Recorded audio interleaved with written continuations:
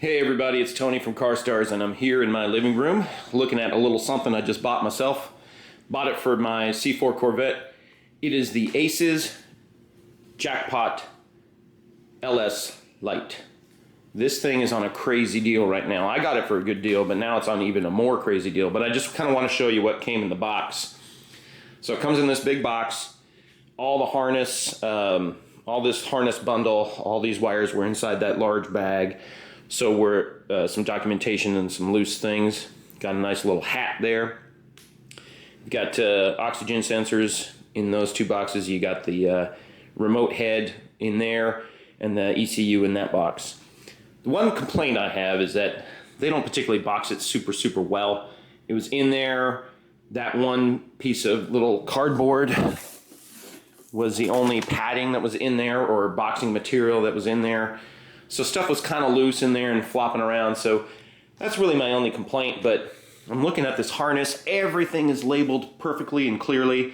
Full instructions are available online on a PDF.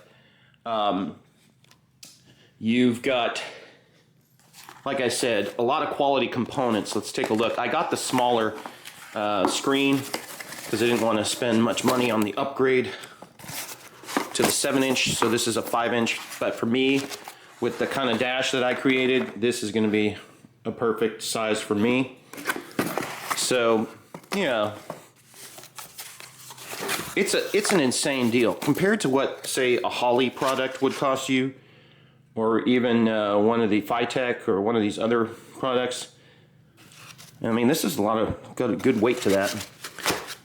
Compared to what those products cost you, this is a heck of a deal, and it's even a better deal than what I paid right now. And holding on to all the components and everything, you can just tell this is some good quality stuff. Yeah, so I'm super happy. I'm going to try to get it on the car today. I'll make a video of that.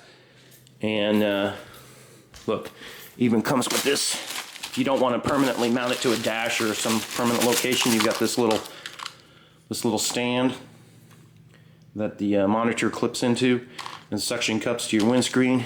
Got this sick trucker's hat. What does it say? Always bet on ACES. Pretty cool hat. Some stickers. You got your CAN bus wiring, USB port. Only thing that doesn't come with it is extensive instructions. But like I said, the instructions are downloadable from the website. So if you've attached a LS wiring harness to your motor before, this should be no problem. Like I said, everything's clearly labeled. They do have this like jumper here. So I had the 24X on mine, but it comes with a 58 version, so you can do both Gen 3 and Gen 4. So it's cool, man. It's really cool. So we'll just see how it works out. Oh my God, I've been in the shop all day. I know it's shocking, but it just rained friggin' hard. I mean, look at that. Look at that water, little lake. Oh, nice lake forming over here. Anyway, I'm in the shop here working. Been working all day, and it's kind of a little bit of a follow-up to the ACES harness. I've got it all pretty much hooked up. One thing I discovered, I've got that TBSS or late model truck intake. It has a different kind of map sensor from a 3rd gen. So this comes with 2 sub-harnesses for your map sensor, your throttle position sensor, your idle air control, and I think something else is tacked on there, like maybe the intake air thermometer temperature. They don't use a mass airflow sensor with the ACES setup. So I was looking for that plug, and then I realized they don't have one. So anyway, long story short, I pulled, okay, so this intake had the later model map sensor on it. So when I used the ACES sub-harness, it plugged into my throttle position sensor and all the rest of the stuff, but it did not plug into my map sensor. So I swapped the harnesses and it plugged into my map sensor, but then it wouldn't plug into my throttle position sensor. So I'm like, oh crap, what do I do? So I called ACES, and they suggest I buy a jumper, which is exactly what I did. Bought a jumper from Amazon, and I think it was like $9, $10, $12. I'm not sure, somewhere in there. And it just went from a Gen 3 harness to a Gen 4 map sensor.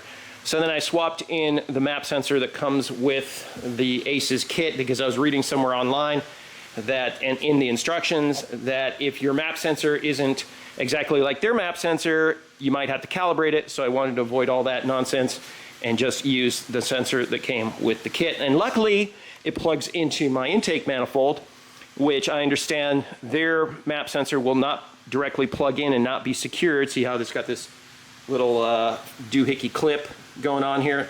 Not all map sensors are secured that way. So unless you could rig something up to work with their map sensor, that could be an issue. Let's see what else. All the wiring is pretty straightforward. I mean, this looks like a freaking mess right now.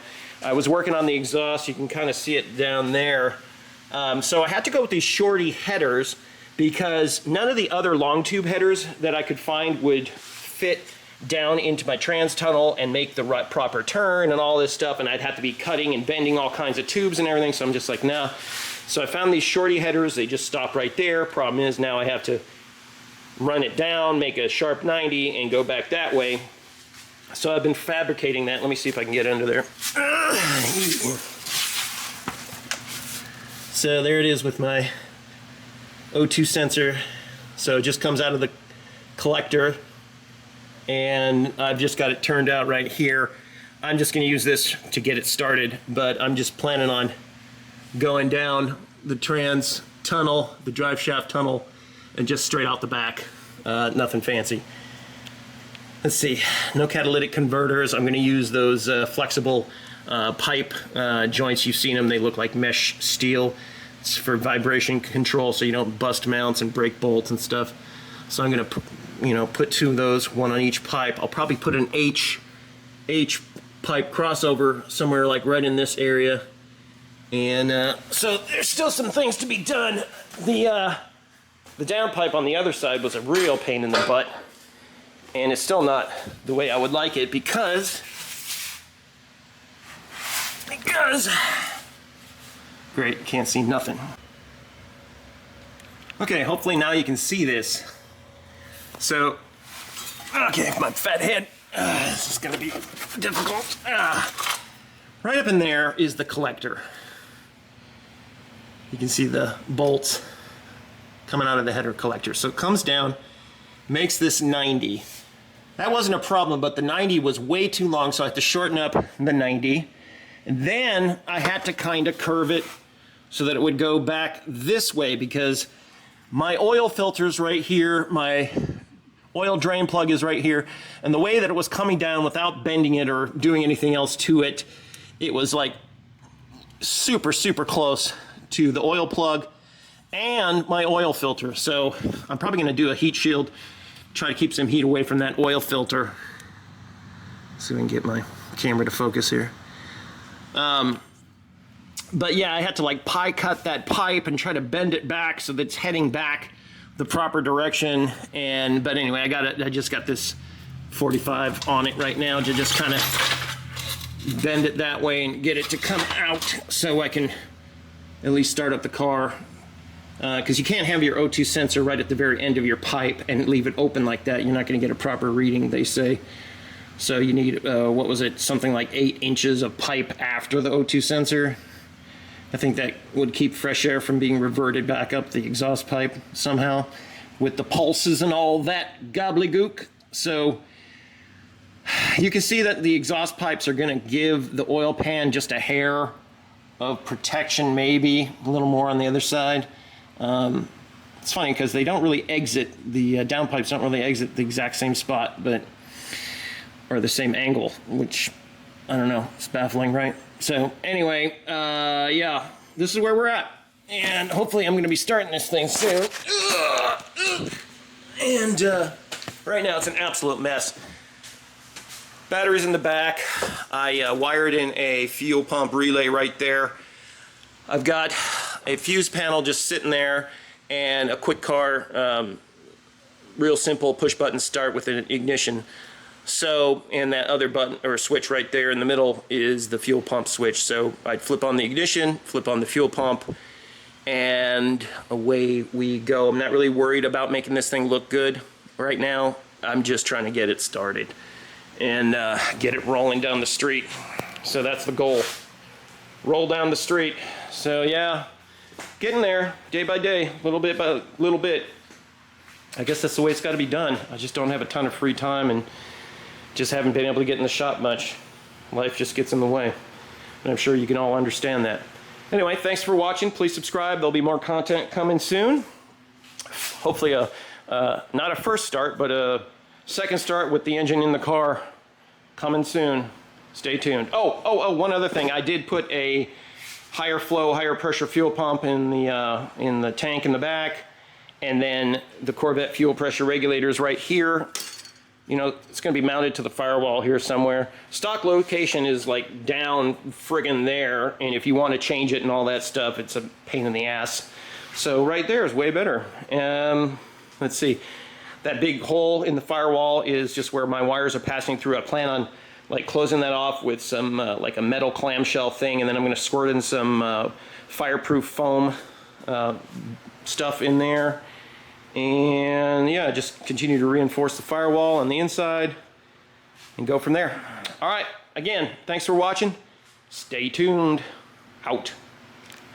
Absolutely filthy. Windshield, everything else. But here goes the absolute first attempt to fire this motor. I have turned it over already. I got my fire extinguisher ready. I had to use some janky spark plug wires, so I hope they actually work. So let's see what happens. Turn on the ignition, Jackpot comes on.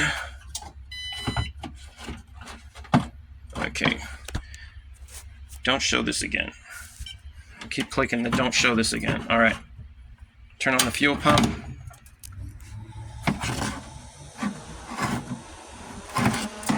Somebody's ripping their car on by. All right, let's see what happens.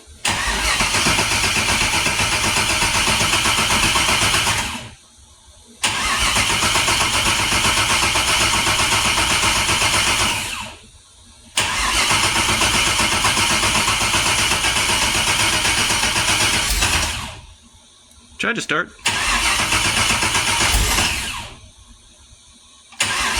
So, ooh, sure, got some heat in her. After working out an issue with my fuel pressure regulator, yeah, I swapped it out for another one.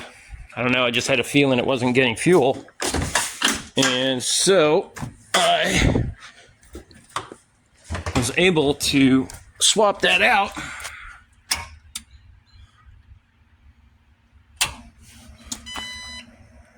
Let's let the ACES computer come on.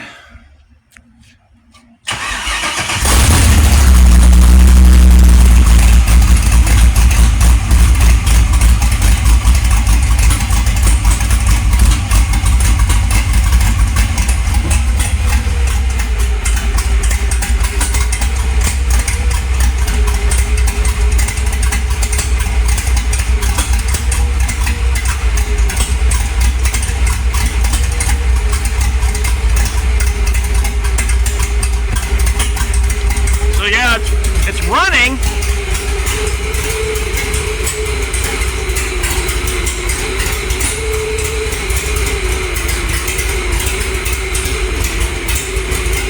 Interesting. All right, so we'll see what happens. We'll get everything hooked up and all the water and everything into her, and then let her run for a little bit. We'll see what's up, but at least it's running.